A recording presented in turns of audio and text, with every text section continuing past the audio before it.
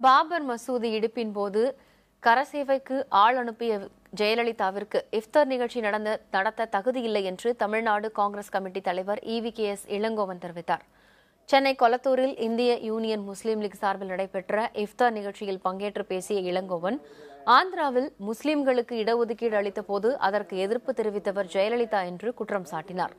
மேலும் இந்த விழாவில் பேசிய மாநிலங்களவை திமுக உறுப்பினர் கனிமொழி, சிறுபான்மையினருக்கு குறிப்பாக இஸ்லாமியருக்கு கல்வி மற்றும் வேலைவாய்ப்பில் இடஒதுக்கீடு அளித்தது திமுக அரசு என்று குறிப்பிட்டார்.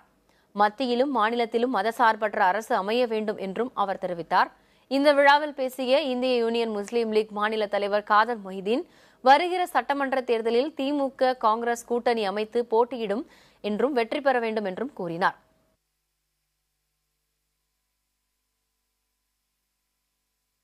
பாபரி மசூதி இட்ட போது, அங்கே கோயில் கட்ட ஆரம்பித்த போது தமிழகத்திலே இருந்து கோயில் கட்டுவதற்கு ஆட்களை அனுப்பிய படுபாதக செயலை செய்தவர்கள் தான் அந்த அம்மன். ஆகவே அவர்களுக்கு எப்படி சிறுபான்மை மக்கள் மீது உண்மையான அக்கறை இருக்க முடியும் என்பதை நீங்கள் பார்க்க வேண்டும்.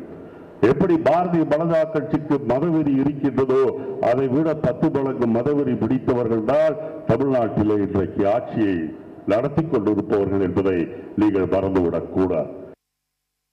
திராவிட முன்னேற்ற கழக ஆட்சியிலே இங்கே பேசியவர்கள் குறிப்பிட்டு சொன்னதை போல